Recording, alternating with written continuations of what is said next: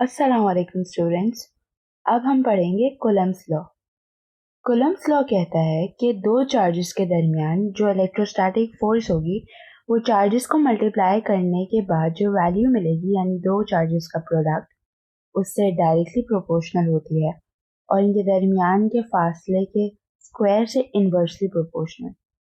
इसको समझने के लिए आप अज्यूम करें कि आपके पास दो चार्जेस हैं। अब वो आपस में एक दूसरे को खींच भी सकते हैं यानी अट्रैक्ट कर सकते हैं और दूर भी भेज सकते हैं यानी रिपेल करेंगे। ये चार्जेस जिस ताकत यानी इलेक्ट्रोस्टैटिक फोर्स से एक दूसरे को अट्रैक्ट या रिपेल करेंगे वो ताकत मुनहसर करती है चार्जेस के प्रोडक्ट पर। ये इस हिसाब से बढ़ेगी जितना ये दो चार्जेस के प्रोडक्ट की वैल्यू बढ़ेगी। जैसे मिसाल के तौर पर इन चार्जेस की वैल्यू पहले 5 कूलम और 2 कूलम थी, तो मल्टीप्लाई होकर 10 कॉलम प्रोडक्ट वैल्यू हो जाएगी। फिर अगर इनकी वैल्यू को बढ़ाकर 6 कॉलम और 5 कॉलम कर दिया जाए तो प्रोडक्ट 30 कॉलम मिलेगा।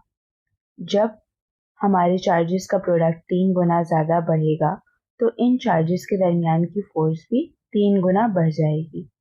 जैसे जैसे चार्जेस का प्रोडक्ट बढ़ेगा तो फोर्स भी बढ़ेगी अगर चार्जेस के दरमियान का फासला सेम रहे। ये फोर्स इन चार्जेस के दरमियान के फासले के स्क्वायर के हिसाब से कम होती है, यानी अगर फासला कम होगा तो चार्जेस एक दूसरे को ज्यादा ताकत से खींचेंगे और जब फासला ज्यादा होगा तो फोर्स भी कम हो जाएगी। अब जैसे दोनों चार्जेस का फासला 4 सेंटीमीटर है तो 4 सेंटीमीटर का स्क्वायर है 16।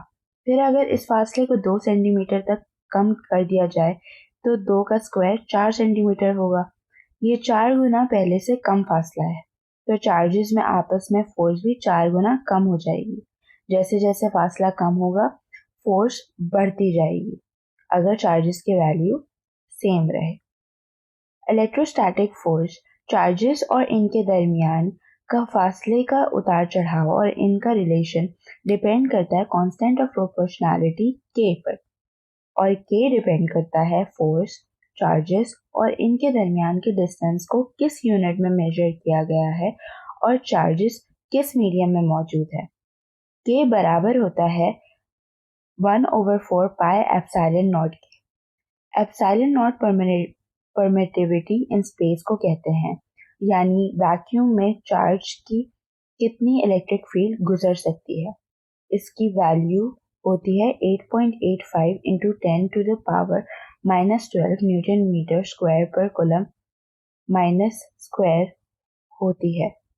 पर जब 1/4 पाई एप्सिलॉन नॉट को कैलकुलेट किया जाता है तो इसकी constant value 9 into 10 is to power 9 newton metre square per metre minus square बनती है।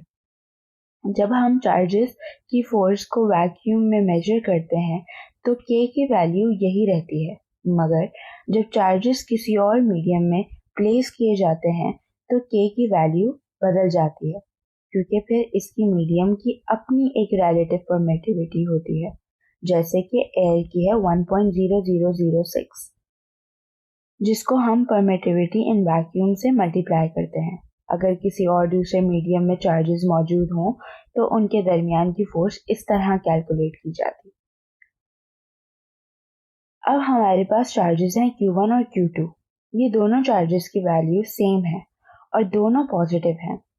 Q1 Q2 पर फोर्स एक्सर्ट करेगा F21 के नाम से और इसे राइट साइड की तरफ अपने आप से दूर करेगा, और इस तरह Q2 Q1 पर एक्सर्ट करेगा फोर्स और इसका नाम होगा F12। चूंकि फोर्स एक वेक्टर क्वांटिटी है इसके डायरेक्शन को वाज़ेह करना जरूरी है। दोनों एक दूसरे पर सेम फोर्स एक्सर्ट करेंगे क्योंकि दोनों चार्जेस का मैग्नीट्यूड बिल्कुल सेम है और न्यूटन के थर्ड लॉ के मुताबिक every reaction has equal and opposite reaction. F12 का डायरेक्शन नेगेटिव एक्स एक्सिस की तरफ है तो उसका डायरेक्शन नेगेटिव में लिखा जाएगा, मगर फोर्स का मैग्नीट्यूड सेम रहेगा क्योंकि दो चार्जेस आपस में एक दूसरे पर एक ही फोर्स एक्सर्ट करेंगे। फिर जब हमारे पास दो ऑपोजिट चार्जेस होंगे तो दोनों चार्जेस एक दूसरे को अपनी तरफ खींचेंगे। Q2 Q1 को F12 की फोर्स से पुल करेगा और Q2 Q1 को F21 की फोर्स से पुल करेगा। यहाँ पर F21 नेगेटिव एक्स एक्सिस पर है तो माइनस F21 इसके डायरेक्शन को जाहिर कर रहा है। हालांकि जैसा मैंने बताया कि दोनों फोर्सेस का मैग्नीट्यूड बिल्कुल सेम रहेगा, बस वेक्टर का डायरेक्शन बदलेगा। आइए इन कॉन्सेप्ट्स को और ज़्यादा बेहतर समझने के लिए एक क्वेश्चन को सॉल्व करते हैं।